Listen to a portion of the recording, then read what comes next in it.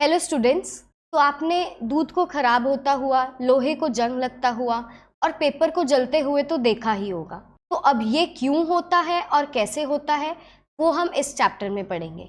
Welcome to books and brain YouTube channel. I am Twinkle Khera and today we are going to study chemical reactions and equations, class 10th chapter 1. If you are new to our channel, please subscribe to it because यहाँ पे हम 10th class की science cover करेंगे। तो let's start with today's topic. पहली picture में आप क्या देख सकते हो कि पेपर जल रहा है, राइट। सेकंड पिक्चर में क्या दिखा रही है कि दूध गर्मियों की वजह से खराब हो चुका है। और थर्ड पिक्चर क्या दिखा रहा है हमें कि लोहे को जंग लग चुका है। अब फर्स्ट पिक्चर की अगर हम बात करें तो जो पेपर है वो जलकर राख हो चुका है। अब आपको पता है अगर एक बार पेपर राख हो गया तो वो दोबारा से पेपर तो बनेगा नहीं, right, because it is a irreversible process. Similarly खराब हुआ मिल्क दोबारा से दूध नहीं बनेगा, सही दूध नहीं बनेगा। एंड जो लोहे को जंग लगता है उसके कारण क्या हो जाता है, लोहे का कलर जो है वो ब्राउन हो जाता है, राइट। तो ये तीनों प्रोसेसेस क्या हैं, इरिवर्सिबल है। और आपने 9th क्लास में physical changes and chemical changes के बारे में पढ़ा है। तो केमिकल चेंजेस क्या होते हैं, जिसमें एक नया प्रोडक्ट बने और जो चेंज इरिवर्सिबल हो, राइट। तो आपको ये बात तो अच्छे से समझ आ गई। अब केमिकल रिएक्शन क्या है? Whenever a chemical change occurs, a chemical reaction takes place. कि जब भी कोई केमिकल चेंज होगा तभी केमिकल रिएक्शन होगा, राइट। केमिकल चेंज होने का मतलब ही है कि केमिकल रिएक्शन हो गया। अब हम समझेंगे पहली एक्टिविटी से। तो ये आपको पहली एक्टिविटी नजर आ रही है। यहाँ पे क्या है, मैग्नीशियम रिबन को हमने यूज किया है। मैग्नीशियम रिबन को हमने बर्नर के आगे डाला है, मतलब इसको हम जला रहे हैं। जब हम मैग्नीशियम रिबन को जलाएंगे तो यहाँ से हमारे पास एक वाइट कलर का पाउडर इस वॉच ग्लास में इकट्ठा होता है, राइट। एंड इस पाउडर का नाम क्या है, magnesium oxide. Here magnesium ribbon burns with dazzling flame, dazzling white flame. dazzling flame क्या होता है, चौंधियाने वाली, चमकने वाली, ठीक है। मैग्नीशियम रिबन जब जलता है तो उसमें से एक dazzling व्हाइट फ्लेम निकलती है और मैग्नीशियम रिबन जो है वो व्हाइट पाउडर में चेंज हो जाता है। And this powder is known as magnesium oxide. It is formed due to the reaction between magnesium and oxygen. इसका क्या मतलब हुआ कि मैग्नीशियम और ऑक्सीजन के रिएक्शन से हमारे पास मैग्नीशियम ऑक्साइड बना, राइट। तो I hope this is clear. तो अब हमें पता कैसे चलता है कि केमिकल रिएक्शन हो गया? How do we come to know about chemical reaction? The following observations helps us to determine whether a chemical reaction has taken place. पहली ऑब्जर्वेशन क्या है, चेंज इन स्टेट। स्टेट मतलब सॉलिड से liquid बन गया, liquid से gas बन गया, ऐसे changes in physical state. Second observation क्या है, कलर चेंज हो सकता है, ब्राउन से ग्रीन हो गया। थर्ड क्या है, एवोल्यूशन ऑफ गैस, कोई गैस निकल रही है, हाइड्रोजन निकल रही है, ऑक्सीजन निकल रही है, कार्बन डाइऑक्साइड निकल रही है। And fourth is change in temperature, temperature बदल गया। तो ये जो 4 ऑब्जर्वेशंस हैं, अगर इनमें से कोई होता है तो हमें उससे ये पता चल जाएगा कि chemical reaction has taken place. Now the next topic is chemical equations. तो now you have to recall the activity 1। क्या थी हमारी एक्टिविटी? जब मैग्नीशियम रिबन को हमने जलाया और वो ऑक्सीजन से रिएक्ट करी तो हमारे पास क्या प्रोडक्ट निकला, मैग्नीशियम ऑक्साइड, ठीक है। अब अगर हमें केमिकल इक्वेशन लिखनी हो, अगर हम ऐसे सेंटेंस के फॉर्म में लिखेंगे तो बहुत लेंथी हो जाएगा। तो इसके लिए हमारे पास क्या तरीका है, शॉर्टर फॉर्म। और शॉर्टर फॉर्म को हम क्या बोलते हैं, वर्ड इक्वेशन। अब मैं आपको बताऊंगी कि वर्ड इक्वेशन कैसे लिखी जाती है। तो ऊपर वाली रिएक्शन को ही हम शॉर्ट फॉर्म में लिखेंगे तो कैसे लिखेंगे, मैग्नीशियम प्लस ऑक्सीजन। क्या देखा था हमने, मैग्नीशियम और ऑक्सीजन रिएक्ट किए थे, तो उसके लिए हम क्या लगा देंगे, बीच में plus, magnesium plus oxygen, arrow. Arrow का मतलब गिव्स, कि मैग्नीशियम और ऑक्सीजन के रिएक्ट करने से हमें क्या मिला, क्या मिलता है हमें, मैग्नीशियम ऑक्साइड। तो ये हमारी है वर्ड इक्वेशन, कि हमने इतने बड़े सेंटेंस को शॉर्ट फॉर्म में लिख दिया, राइट। अब हम बात करते हैं रिएक्टेंट्स की। रिएक्टेंट्स यहाँ पे क्या है, मैग्नीशियम और ऑक्सीजन। मैग्नीशियम एंड ऑक्सीजन क्या है, रिएक्टेंट्स। रिएक्टेंट्स मतलब जो मिल रहे हैं, substances that undergo chemical change are called reactants.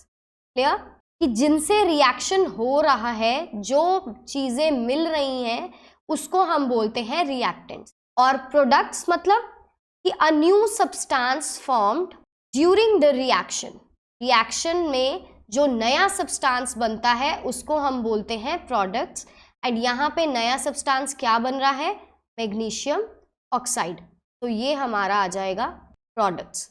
एक और बात आप नोटिस कर रहे होंगे कि रिएक्टेंट्स को हम हमेशा एरो के लेफ्ट हैंड साइड पे लिखते हैं, मतलब LHS साइड पे लिखते हैं, और प्रोडक्ट्स को हम एरो के हमेशा राइट हैंड साइड पे लिखते हैं। राइट, आई होप यहाँ तक क्लियर होगा। अगर कोई यहाँ तक डाउट है तो आप कमेंट बॉक्स में लिख सकते हो। अब आगे बढ़ते हैं। तो now coming to next topic, writing a chemical equation. अब तक हमने क्या किया, एक सेंटेंस को हमने शॉर्ट फॉर्म में लिख दिया जिसको हम कहते हैं वर्ड इक्वेशन।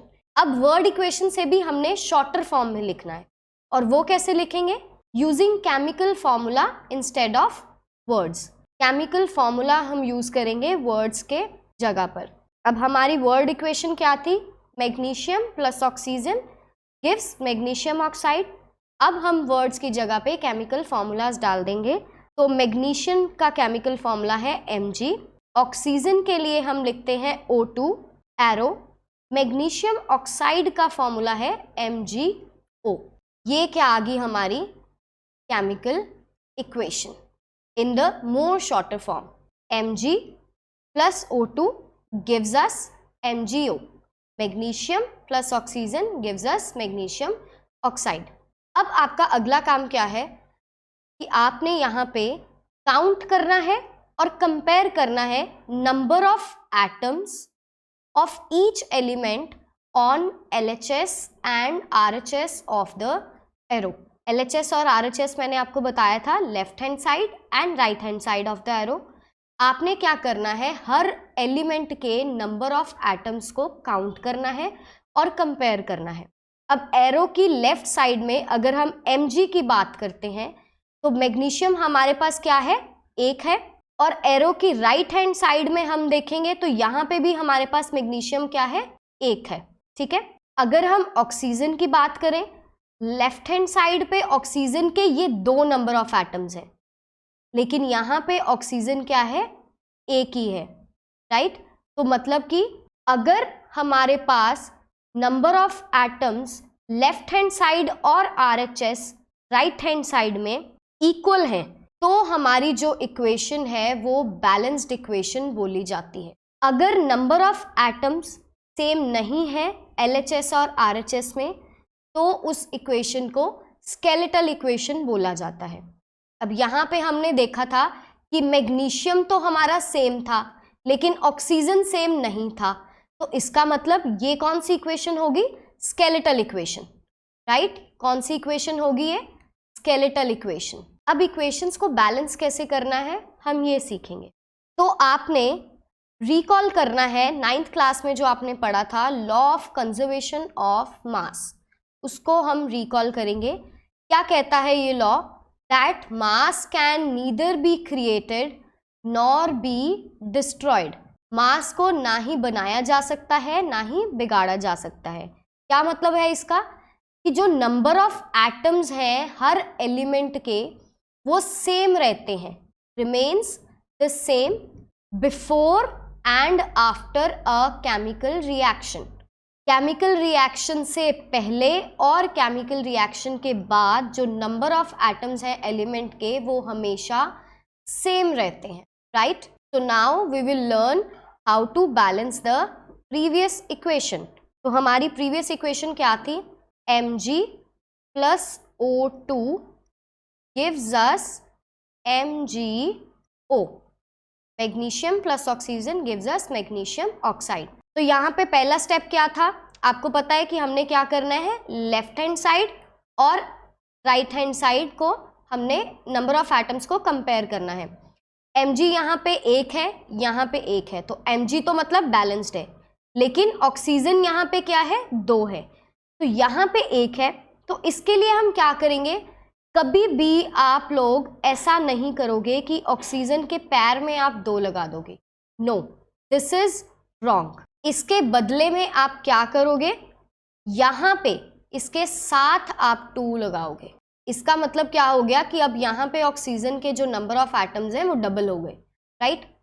अब एक चीज और, सिमिलरली आप ये भी देख सकते हो कि अब ये 2Mg के साथ भी लग गया, मतलब कि मैग्नीशियम के भी 2 एटम्स हो गए। तो हमें क्या करना पड़ेगा, अब रिएक्टेंट्स के साइड भी हमें मैग्नीशियम के 2 एटम्स करने पड़ेंगे, और इसके लिए भी हम क्या करेंगे, मैग्नीशियम के साथ 2 लगा देंगे। अब दोबारा से वेरीफाई करो, रिएक्टेंट साइड मैग्नीशियम के 2 एटम्स हैं, ऑक्सीजन के भी 2 एटम्स हैं, सिमिलरली प्रोडक्ट्स के साइड भी मैग्नीशियम के 2 एटम्स हैं और ऑक्सीजन के भी 2 एटम्स हैं। इसका मतलब अब ये क्या हो गया, इक्वेशन क्या होगी हमारी, balanced. Clear, I hope it is understood. अब तक जो एक्टिविटी हमने स्टार्टिंग में की थी मैग्नीशियम रिबन वाली, उसी की इक्वेशन को बैलेंस कर रहे थे। अब मैं आपको स्टेप बाय स्टेप सिखाऊंगी कि हमने बैलेंस कैसे करना है। अगर आपको पेपर में आता है कि आपको एक रिएक्शन दी गई है और आपको उसको बैलेंस करना है, सिर्फ यही क्वेश्चन है, तो आप स्टेप बाय स्टेप सारा प्रोसीजर फॉलो करके लिखोगे। अगर कोई और क्वेश्चन आया है, कुछ भी एक्सप्लेन करने को आया है, उसके अंदर अगर आपको रिएक्शन लिखनी पड़ी, तो आप एक ही स्टेप में रिएक्शन को बैलेंस कर सकते हो, फिर आपको स्टेप बाय स्टेप प्रोसीजर नहीं लिखना पड़ेगा, ठीक है। तो अब मैं आपको प्रोसीजर बताऊंगी इक्वेशन को बैलेंस करने का। तो हम इक्वेशन लेते हैं, Fe plus H2O gives Fe3O4 plus H2। Equation है Fe plus H2O gives Fe3O4 plus H2, right. तो अब स्टेप 1 क्या है हमारा, स्टेप 1 है ड्रॉ बॉक्सेस। हर कंपाउंड पे आप ऐसे बॉक्सेस बनाएंगे। पहला स्टेप आपका है ड्रॉ बॉक्सेस। अब बॉक्सेस बन गए। अब स्टेप 2 क्या है, पहले भी मैंने आपको बताया था कि आपको कंपेयर करना है लेफ्ट हैंड साइड और राइट हैंड साइड। तो यहाँ पे आप टेबल बनाओगे जिसमें पहली चीज हमारी आएगी एलिमेंट्स, यहाँ पे आप एलिमेंट्स लिखोगे। सेकेंड चीज आएगी number of atoms in reactants, LHS side, और थर्ड चीज आएगी number of atoms in products, right hand side. तो एलिमेंट्स कौन कौन से हैं इस रिएक्शन में हम ये लिखेंगे। पहला एलिमेंट कौन सा है, Fe। सेकेंड एलिमेंट कौन सा है, H, hydrogen. And third element कौन सा है, ऑक्सीजन, O। अब लेफ्ट हैंड साइड पे देखो कि Fe के कितने नंबर ऑफ एटम्स हैं। यहाँ पे एक ही एटम है, तो यहाँ पे हम 1 लिख देंगे। और इसी Fe के राइट हैंड साइड में कितने एटम्स हैं, 3, तो यहाँ पे हम 3 लिख देंगे। हाइड्रोजन के लेफ्ट हैंड साइड पे 2 एटम्स हैं, तो we will write here 2। Right hand side पे भी 2 एटम्स है, so we will write here 2। Oxygen के लेफ्ट हैंड साइड पे 1 एटम है और राइट हैंड साइड पे 4 एटम्स है। अब यहाँ पे आपको ये चीज तो पता चल गई कि ये इक्वेशन बैलेंस्ड नहीं है, क्योंकि हाइड्रोजन आपका बैलेंस्ड है, आयरन और ऑक्सीजन आपके बैलेंस्ड नहीं है। क्यों, क्योंकि नंबर ऑफ एटम्स जो लेफ्ट हैंड साइड और राइट हैंड साइड में इक्वल नहीं है, राइट।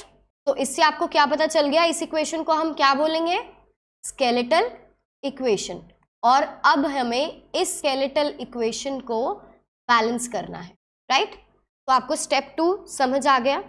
अब हम चलेंगे स्टेप 3 पर। मैं ऊपर रिएक्शन फिर से लिख देती हूँ। क्या थी हमारी reaction, Fe plus H2O gives Fe3O4 plus H2। अब स्टेप 3 क्या है, start balancing with compound having maximum number of atoms. Maximum number of atoms वाले जो कंपाउंड है उससे स्टार्ट करो बैलेंस करना, राइट। अब यहाँ पे आप देखो कि मैक्सिमम नंबर ऑफ एटम्स किस में है, ऑक्सीजन में, राइट। तो हम इसको सबसे पहले बैलेंस करेंगे। अब कैसे बैलेंस करेंगे, फिर से यहाँ पे रिएक्शन लिखेंगे, Fe plus H2O gives E3O4 plus H2। यहाँ पे ऑक्सीजन के 4 एटम्स हैं, लेकिन इस साइड पे ऑक्सीजन का एक ही एटम है। तो जैसे मैंने आपको पहले बताया था, कभी भी यहाँ पे पैर में नहीं लिखना। कहाँ पे लिखेंगे? यहाँ पे। यहाँ पे ऑक्सीजन का एक है, तो 4 बनाने के लिए हम क्या करेंगे? 4 से मल्टीप्लाई। तो यहाँ पे हम क्या करेंगे? 4 लिख देंगे, राइट। तो अब यहाँ पे क्या हो गया? ऑक्सीजन के भी 4 एटम्स हो गए और इधर भी ऑक्सीजन के 4 एटम्स हो गए। अब नेक्स्ट स्टेप, अगले को बैलेंस करना। अब यहाँ पे आप ये देख सकते हो कि H2, H जो है उसके अब नंबर ऑफ एटम्स क्या हो गए? 4 × 2 8। लेकिन राइट हैंड साइड पे H के जो एटम्स हैं वो क्या हो गए? 2, राइट। तो अब आप चाहो तो दोबारा भी टेबल बना सकते हो। आप यहाँ पे सिंपली भी लिख सकते हो कि जो H के एटम्स लेफ्ट हैंड साइड पे हैं वो कितने हो गए? 8, और राइट हैंड साइड पे कितने हैं? 2, राइट। तो अब आपको पता है कि आपको चेंजेस कहाँ पे करनी पड़ेंगी?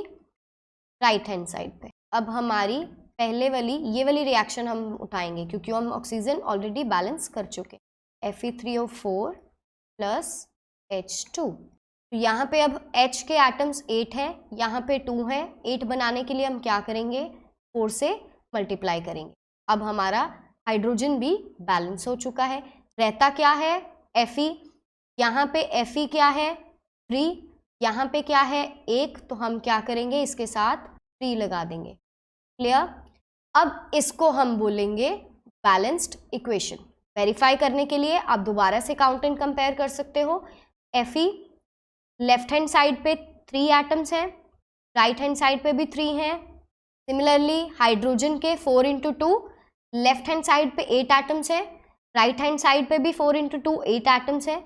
ऑक्सीजन के 1 × 4 एटम्स हैं लेफ्ट हैंड साइड पे, और राइट हैंड साइड पे भी 4 एटम्स हैं। तो this is our balanced equations. I hope अब आपको समझ आ गया होगा। अगर कोई भी डाउट है तो आप कमेंट सेक्शन में लिख सकते हो। अब तक हमने रिएक्शन में क्या लिखा था? रिएक्टेंट्स और products, right. So now to make a chemical equation more informative, physical states of reactants and products are mentioned along with their chemical formula। क्या मतलब हुआ कि केमिकल इक्वेशन को अगर हमने ज़्यादा इंफॉर्मेटिव बनाना है तो रिएक्टेंट्स और प्रोडक्ट्स की फिजिकल स्टेट्स भी हम केमिकल फॉर्मूला के साथ लिख देते हैं। फिजिकल स्टेट्स आपको पता है, सॉलिड, लिक्विड, गैस, राइट। तो यहाँ पे कुछ सिंबल्स हैं। सॉलिड के लिए हम लिखते हैं ब्रैकेट में स्मॉल s, लिक्विड के लिए हम लिखते हैं ब्रैकेट में स्मॉल l, गैस के लिए हम लिखते हैं ब्रैकेट में स्मॉल g, और एक्वस के लिए लिखते हैं ब्रैकेट में AQ। एक्वस का मतलब क्या होता है? जब कोई कंपाउंड वाटर में प्रेजेंट हो, present as a solution in water. तो अब मैं आपको पिछली ही रिएक्शन को फिजिकल स्टेट के साथ लिख कर दिखाऊंगी। रिएक्शन हमने बैलेंस्ड की थी। बैलेंस करने के बाद हमारे पास रिएक्शन आई थी 3Fe plus 4H2O gives Fe3O4 plus 4H2। अब इसके साथ हम फिजिकल स्टेट्स अगर हमें मेंशन करनी हो तो यहाँ पे Fe जैसे कि सॉलिड है तो ब्रैकेट में S लिख देंगे। H2O, यहाँ पे H2O गैसियस स्टेट में है। गैस का मतलब क्या है कि ये पानी जो है वो क्या है? स्टीम के फॉर्म में है, राइट। स्टीम आपको पता है ना, गैसियस फॉर्म में होती है। और Fe3O4 भी सॉलिड है तो ब्रैकेट में S लिख देंगे। H2 गैस है तो ब्रैकेट में G लिख देंगे। So now sometimes the reaction conditions such as temperature, pressure, catalyst, etc. for the reaction are indicated above or below the arrow in the equation। कई बार कुछ रिएक्शन कंडीशंस भी होती हैं, जैसे किस टेम्परेचर पे रिएक्शन को करवाया जा रहा है, किस प्रेशर पे रिएक्शन को करवाया जा रहा है, क्या कैटलिस्ट यूज़ किया जा रहा है। कैटलिस्ट क्या होता है? जिससे जो रिएक्शन की स्पीड है फास्ट या स्लो हो सके, राइट, जो हेल्प करता है रिएक्शन करवाने में। तो कई बार ये रिएक्शन कंडीशंस को भी हम इक्वेशन में मेंशन कर देते हैं। और कैसे मेंशन करते हैं, कहाँ पे मेंशन करते हैं, तो ये आपको मैं फोटोसिंथेसिस के रिएक्शन से बताऊंगी। फोटोसिंथेसिस आपको पता है, process of making food by plants, right. तो फोटोसिंथेसिस का जो रिएक्शन है वो क्या है, 6CO2 aqueous plus 12H2O liquid gives C6H12O6 aqueous plus 6O2 aqueous plus 6H2O liquid। ये C6H12O6 क्या है, ग्लूकोज, ग्लूकोज का फॉर्मूला है। तो आपको पता है फोटोसिंथेसिस के लिए प्लांट्स को क्या चाहिए होता है, सनलाइट, और उनमें एक ग्रीन पिगमेंट होती है जिसको हम बोलते हैं क्लोरोफिल। तो मतलब यहाँ पे जो कैटलिस्ट है क्या हो गए, सनलाइट और क्लोरोफिल। तो इनको हम एरो के ऊपर या एरो के नीचे लिख सकते हैं। तो यहाँ पे हम क्या लिखेंगे, सनलाइट, और नीचे हम क्या लिख देंगे, क्लोरोफिल। और इसको हम बोलते कैसे हैं, 6CO2 plus 12H2O in the presence of sunlight and chlorophyll gives us C6H12O6 plus 6O2 plus 6H2O। तो कैटलिस्ट को हम कैसे बोलते हैं, in the presence of, right? I hope it is clear. Now let's do more practice of balancing the equations. तो सबसे पहली word equation आपको यहाँ पे दी गई है, hydrogen plus chlorine gives us hydrogen chloride, clear. तो अब इसको हम सबसे पहले क्या करते हैं, आपको पता है हम केमिकल फॉर्मूला में लिखते हैं। हाइड्रोजन का फॉर्मूला H2, क्लोरीन के लिए Cl, arrow, and hydrogen chloride का फॉर्मूला HCl। अब यहाँ पे बैलेंस करो। अब हम एक ही स्टेप में बैलेंस करना सीखेंगे।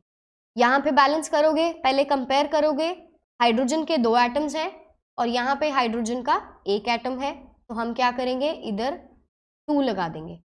अब यहाँ पे भी हाइड्रोजन के 2 एटम्स हो गए और लेफ्ट हैंड साइड में भी हाइड्रोजन के 2 एटम्स हो गए। अब राइट हैंड साइड पे देखो तो क्लोरीन के भी 2 एटम्स हो गए। हम यहाँ पे क्या करेंगे, Cl के साथ भी 2 लगा देंगे। हमारी फाइनल इक्वेशन ये बन गई, H2 + 2Cl gives 2HCl, right. Moving to next, sodium plus water gives sodium hydroxide plus hydrogen. सबसे पहले हम केमिकल फॉर्मूलाज लिखेंगे। Na सोडियम के लिए, water H2O gives sodium hydroxide NaOH plus hydrogen H2। अब यहाँ पे देखो सोडियम के नंबर ऑफ एटम्स दोनों साइड पे क्या है, 1 1 है, तो मतलब सोडियम तो बैलेंस्ड है, राइट। ऑक्सीजन देखो तो ऑक्सीजन भी 1 1 है दोनों साइड्स पे, तो ऑक्सीजन भी बैलेंस्ड है। लेकिन अगर हाइड्रोजन देखो, यहाँ पे नंबर ऑफ एटम्स 2 है, यहाँ पे भी 2 है, लेकिन एक ये H भी साथ में लगा हुआ है, राइट। तो इसका मतलब यहाँ पे हाइड्रोजन के एटम्स कितने हो गए, 3। आपको पता है कि यहाँ पे H के पैर में 2 लगा हुआ है, तो अब 2 से कुछ भी मल्टीप्लाई करोगे आंसर तो इवन आएगा। नंबर ऑफ एटम्स क्या आएंगे, इवन, 3 तो आएगा नहीं। तो आप क्या कर दोगे इसको, तो यहाँ पे आप क्या कर दोगे, 2 से मल्टीप्लाई कर दोगे। इससे क्या होगा, हाइड्रोजन के यहाँ पे जो एटम्स हैं वो क्या बन गए, 4 बन गए।